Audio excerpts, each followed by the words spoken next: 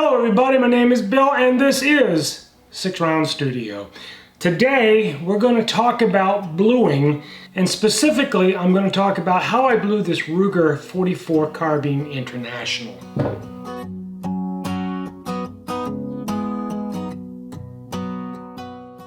Now before we get started, I want to talk a little bit about the bluing chemical that I'm using. I get that asked a lot in the comments. Before I talk about this, there's a lot of bluing methods that are available.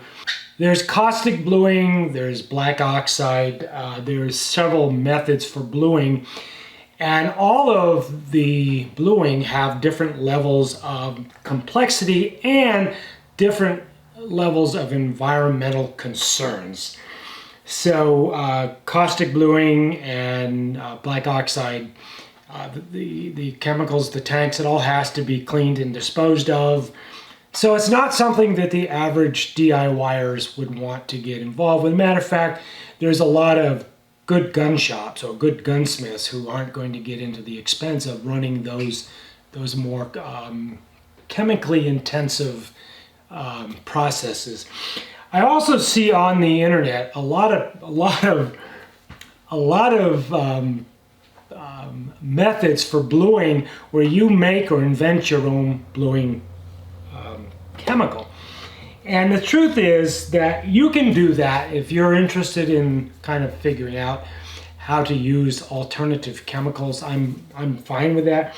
But here's an interesting book that was published in, I believe, 1936. Firearm Bluing and Browning by R.H. Angier. And this has been in my family's possession for over 60 years. And in that book, there are all kinds of formulas for bluing.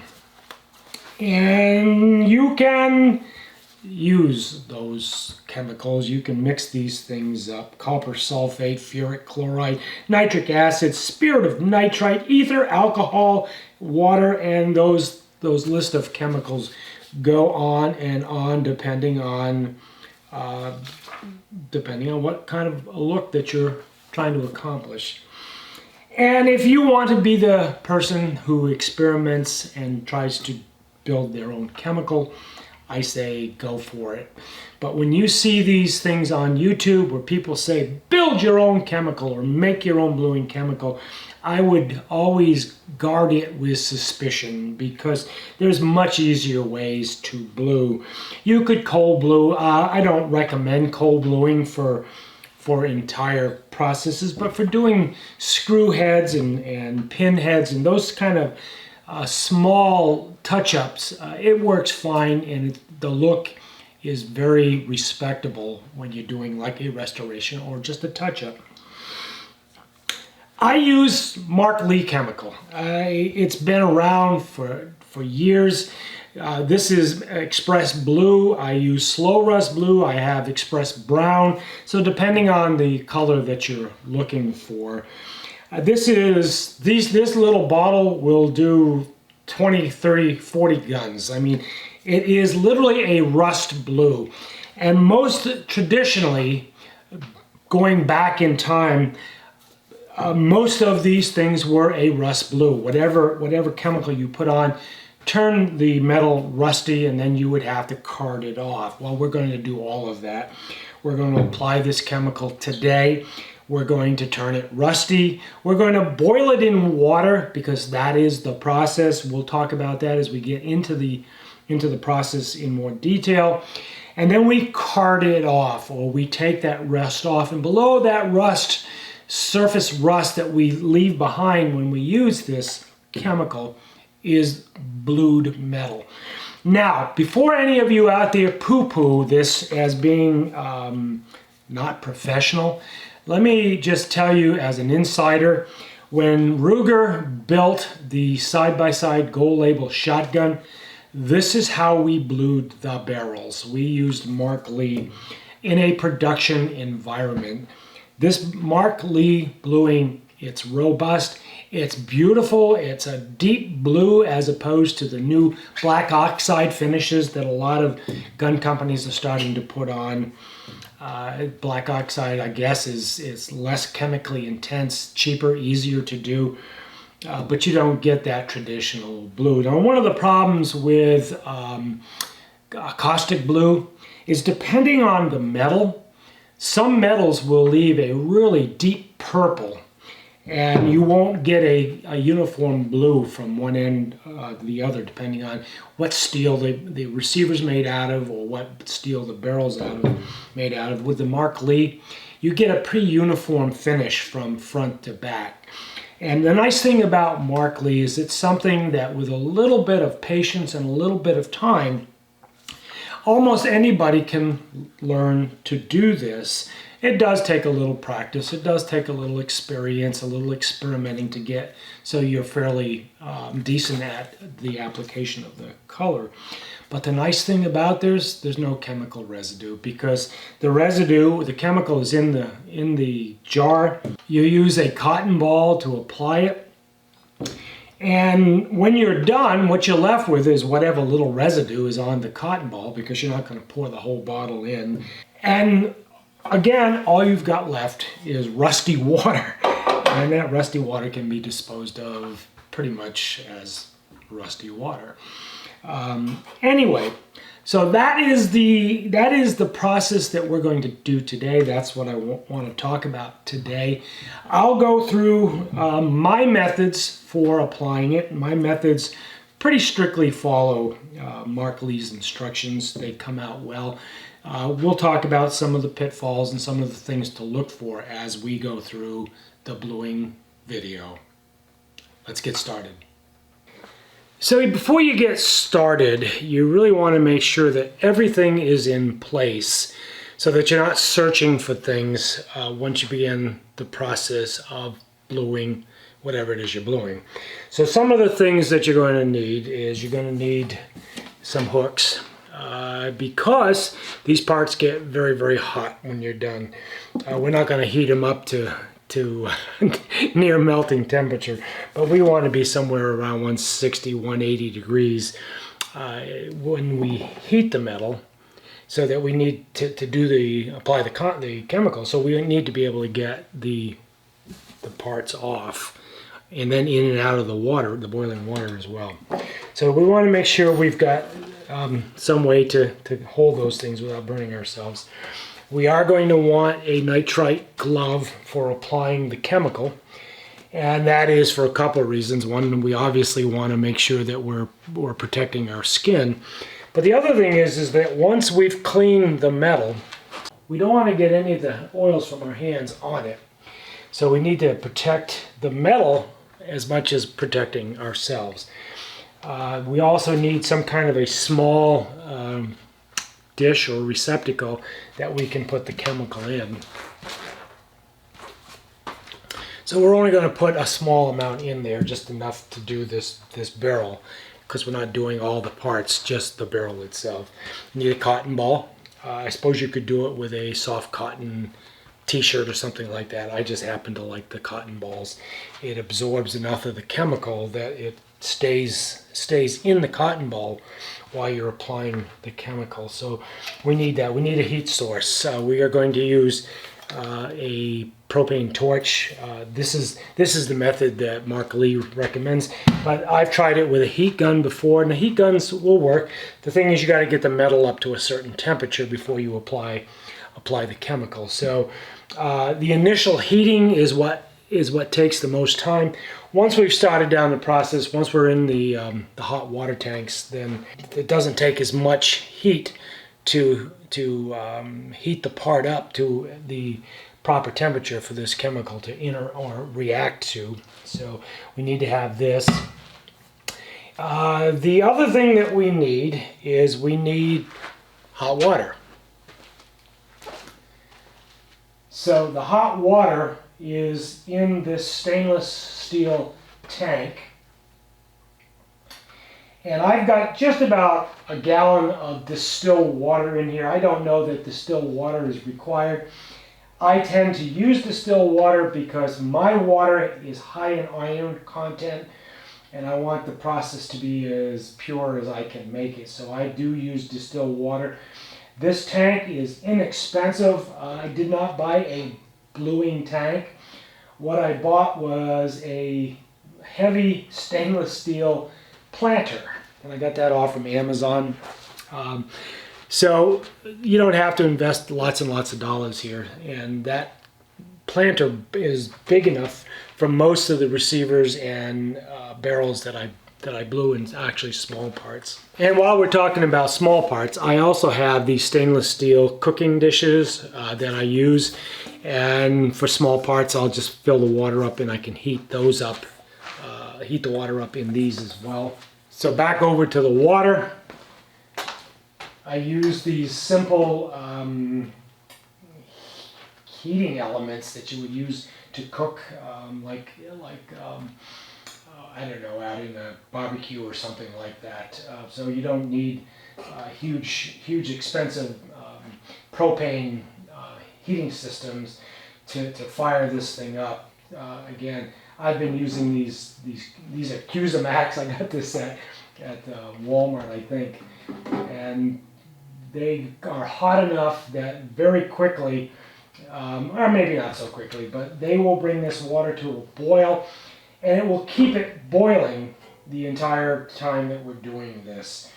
And again, very little investment, very little dollar investment in order to get this very basic old school method of rust bluing on a firearm. Now, I mentioned earlier that we have to be concerned about oils in our hands and any other type of oil that might get onto the metal. So I always do this in a two-step process. I first bring this up to the kitchen and I literally clean this in hot tap water and dish detergent. The dish detergent will bring off most oils, and again, I'm trying not to leave any kind of a chemical residue. So I could use grease lightning and a bunch of other chemicals like that, but I don't want that residue. So I just use Dawn dish liquid, and it really does clean it very well. I've been doing it that way almost, from the beginning. So I get that, get those oils out. I also get the oils. I tried to clean inside. I also tried to clean inside the barrel because I didn't want any oils or residues from inside the barrel to worry about. And I also cleaned inside the receiver and cleaned that with dish detergent as well. Before I blew, I always do one final cleaning, and that's with denatured alcohol. You could use naphtha, you could use acetone, you could use anything, I suppose. But again, I'm just wiping this down and making sure that the oils or any oil or residue is off the metal that I'm bluing. So I'm doing that now, and I'll do that again just before I do the bluing. It's nice thing about denatured alcohol or acetone is it flashes off very quickly, so you don't have to sit there and wait for it to dry. All right. One more thing. I didn't show polishing. Very specifically, I didn't show polishing because I've done several videos where I show you how I polish many different kinds of firearms. So if you're interested in the polishing process, just go back and search the catalog and you'll see 3, 4, 5, 6 videos where I polish different guns, everything from Winchester 94s to Browning Auto 5s. So some Remingtons as well. So it's all out there. So if you want to learn how to polish, I cover that in many other videos. All right, let's get this thing set up. Let's get it started, and let's put some Mark Lee rust compound on, or rust bluing on this 44 Ruger carbine. So there is one more component that I didn't talk about, and that is steel wool. In this case, I'm using 4/0 steel wool for the carding. You can actually buy carding wheels, which are very fine wire mesh that you put on on a grinding motor or some kind of a motor and spin it at higher RPMs, and then that'll help card it. And I don't ever do enough bluing at any one time to warrant going through all that setup. I've always had good luck with the steel wool. I'm using 4/0 steel wool, very fine. I've heard people talk about you gotta have de-wax, de-grease, de-this, de-that, and though that may or may not be true, this is just standard ultra-fine steel wool that I get out of the hardware store. And in years and years and years of doing this, I've never had any issues. If you've done carding and you've used any other type of steel wool, and you have thoughts about using de-waxed or degreased steel wool, leave it in the comment. I'd be interested to hear what you think about it. So we're going to do a series of cycles, and in those cycles, we're going to heat the component. Then we're going to apply the rust blue, or the rust blue chemical, and that'll leave a residue. We're going to go back at that point and we're going to heat it a second time, put another coat of the rust blue on it. You could do a third coat. I don't necessarily think you have to. So we're going to do just 2 heats, 2 applications of the chemical. Then we're going to put it into the boiling water for 5 minutes. It's the boiling water that sets the chemical, and at that point, after that 5 minutes, we'll take it out, and there's where these hooks come in pretty handy. And I'm going to take it over to the air compressor. I'm going to blow out some of the excess water, and the reason I'm going to do that is because if I don't, it contaminates or moistens or wets the steel wool, and then the steel wool isn't happy and we don't get a good result. So I am going to do that. Finishing that, we're going to come back and do a second cycle. Second cycle, first is the same as the first. We're going to go back, we're going to heat the part up, put on a coat of the rust blue, heat the part, put on a second coat of the rust blue. Whether we do a third or not will depend on what I think it looks like after the first 2 applications. That's where a little bit of the experimenting and the learning comes in. When you begin to do this, you'll figure out what it is that you think is the best result. Now, one of the things that'll often happen is we'll get a blotchy look. So that blotchy look usually will come out with the 3rd or 4th application of that cycle. As a rule, depending on the steel, depending on how much I polished it, 3, maybe 4 cycles gets you the color that you're looking for. So this was polished down to 320. I usually only polish to 220 because most restorations, the polishing jobs on most early firearms, they weren't that glossy.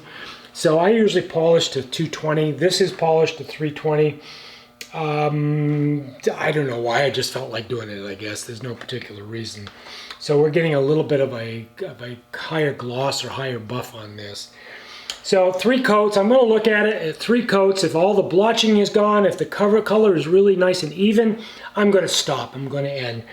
If I think a little bit deeper is necessary, I may put a 4th coat on it. As a rule of thumb, or as a rule, I almost never go past 4 coats. You begin to get the results are diminishing quickly after the 3rd coat. So you can put 5, 6, 7 coats on, but you're not going to see any real difference in the color of the blue or how even it is. So we'll talk about this when we get the 3rd coat done. Right now I'm waiting for the water to boil. So everything is ready to go. I'm just literally waiting on the water. When that water comes to a boil, we will start the process of rust bluing this barrel. There is one more thing I want to talk about. We need to be able to heat and spread that chemical all around the barrel. So what I've done is I have a padded rod, steel rod, that's clamped in my vise. It is roughly the size of the .44 caliber.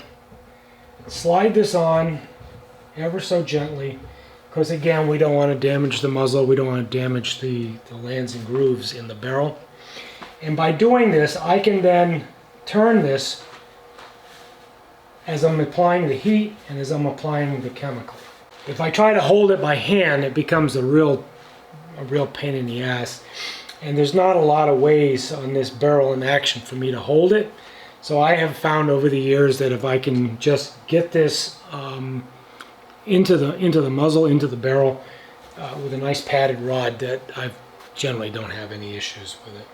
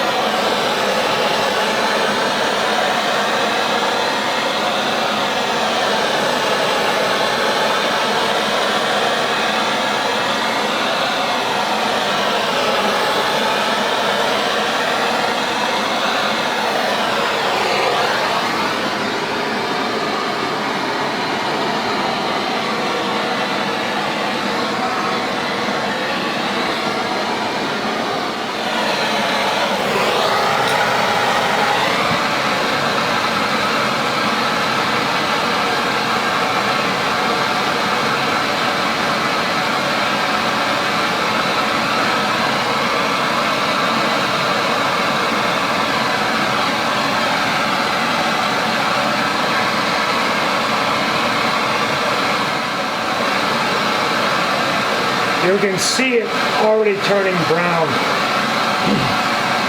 We'll let that flash off for a second.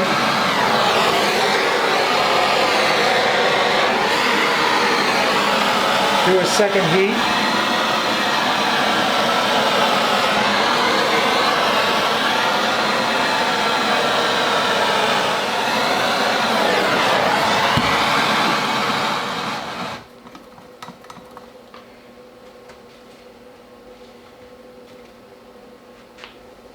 Coat. Looks ugly, but ugly's okay.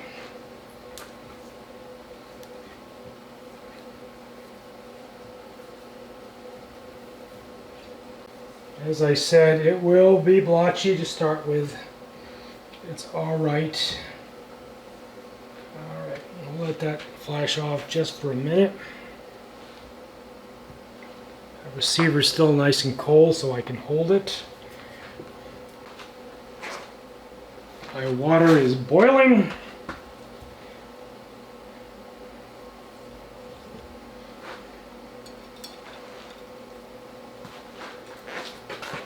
Coming over to the blue tank or the oil tank. And we're just going to submerge it for 5 minutes.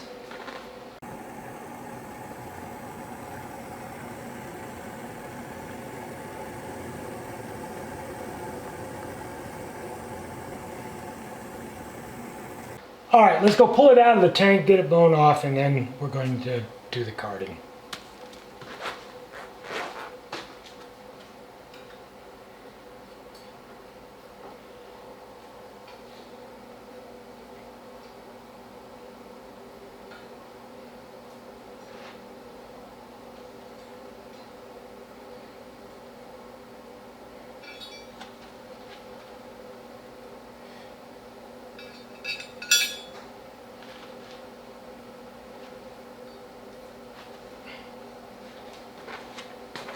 So what happens almost immediately is this is so hot that it just flashes the water off, but we're still going to go blow any excess.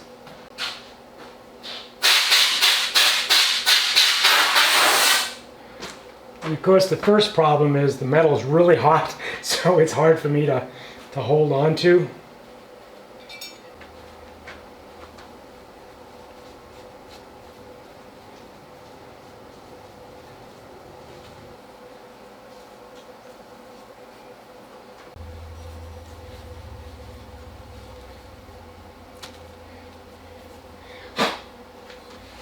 I don't know if you can pick it up in the camera or not, but we're still blotchy. We're a lot blotchy.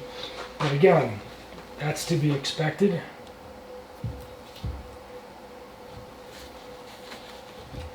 Put it back on the rod.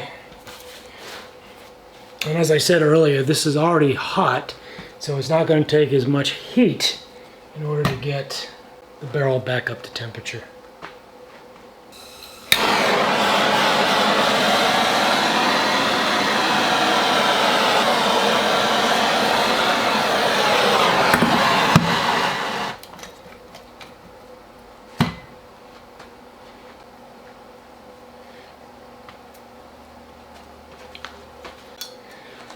So this is the second coat. This will be the one that really tells us how even the coloring is.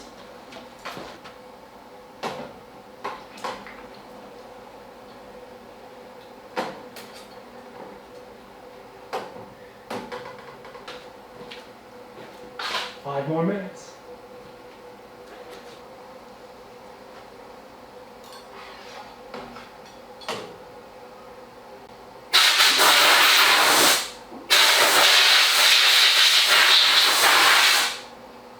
Hot, hot, hot, hot, hot, hot.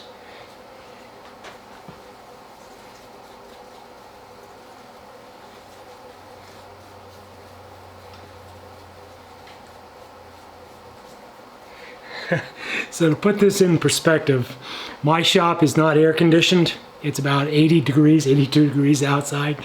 And when I walked in here this morning, it was nice and cool. But between the boiling water and the heat for the bluing compound, it's getting hot in here.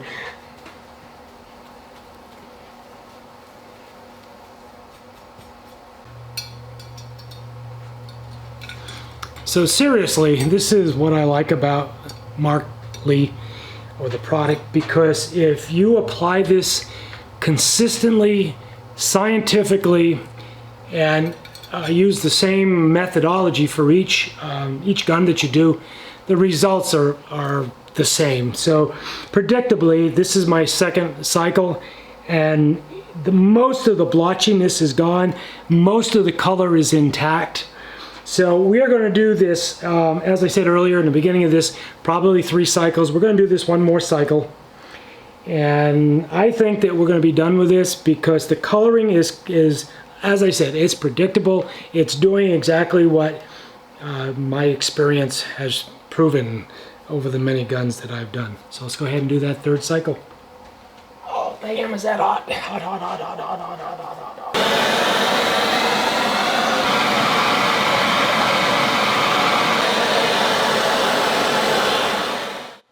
This last coat, I do try to make it go front to back the entire length, so I'm not getting streaky applications of the chemical.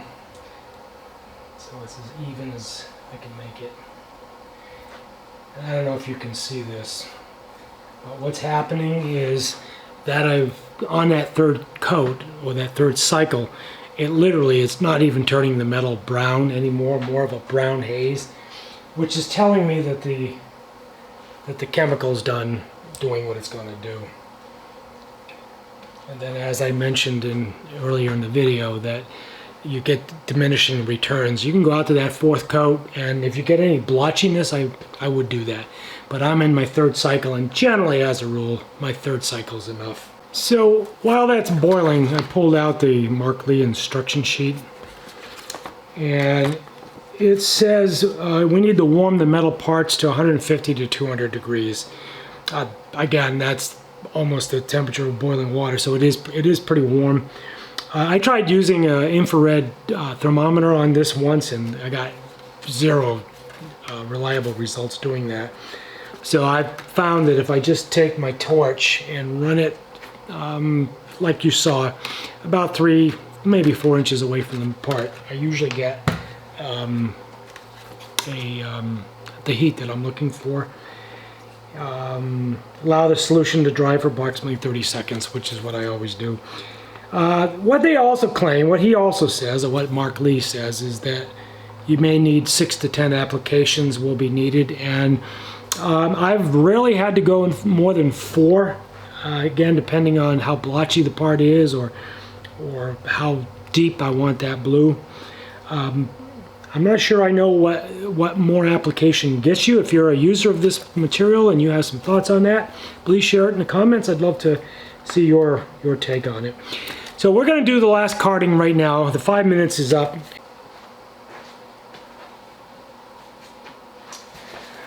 Okay, I made a liar out of myself. I've still got some blotchiness that I don't like, so I am going to do this a 4th cycle. But I'm not going to show you this one because the 4th is the same as the 1st. So I'll bring you back when we're all done, and I'll show you the results of this at the end of the video. All right, just got back from neutralizing this in the baking soda. The last thing I need to do is to oil it up. Now, I get this question a lot. When I do this bluing, how do I protect the internals or the rifling in the barrels? Well, I don't. Even the factories don't plug their barrels when they do their bluing. One thing that I do need to do is, because this is boiled in water, actually the hot water flashes off almost instantly. But what I do, and I did do on this one, is I just take some basically 3-in-1 oil, and I take a wire brush and I run that 3-in-1 oil up inside the rifling to make sure that I'm keeping any further rust from happening inside of the barrel. I don't. You don't have to. The rifling isn't going to be damaged by this, again, because it's largely just boiling water. Now, the last thing that I need to do, it's all done, it's all carded. So the last thing that I need to do is to do that oiling. So as I said, I'm just using a basic 3-in-1 oil. I like the 3-in-1 oil because it's thicker and it leaves a little bit of a film. Unlike WD-40, for instance, WD-40 is very, very thin and it will evaporate. WD does displace moisture, but again, it doesn't leave a protective film. So I like this 3-in-1 oil. This is an old can. I mean, when was the last time you see a can out of metal? All right, but I've had this for years and I keep using it. Anyway, so we're gonna just do a basic oil on the outside of this. Whoops, get that all over my thing. And even though I didn't blue the receiver, I did have to blend it out.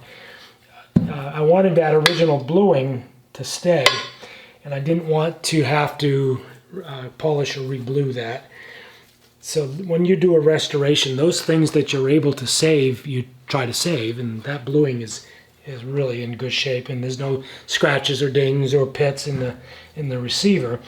Unlike, there were all kinds of pitting inside the barrel, which is why we ended up doing this. I am going to get a little oil down inside of the piston goes. We'll do some more oiling in there when we put the thing back together.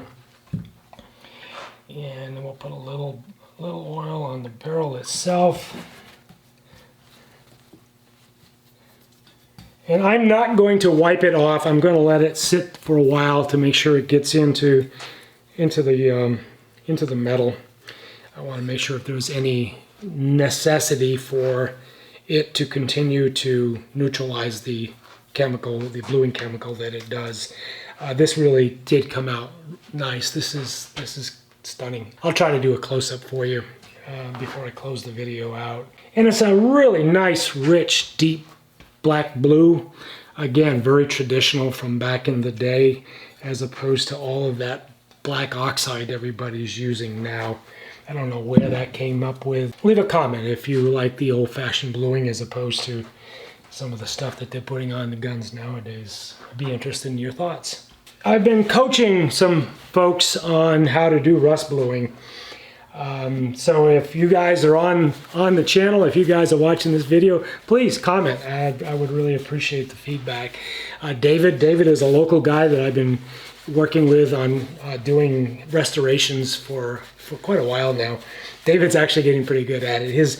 He doesn't want this to be a career. It's a hobby for him, and all the guns that he's restoring are his own, and he's doing some really nice work. So David, I really do appreciate that you're getting to be as good as you are. The other one is Rob over at Still River Gunworks.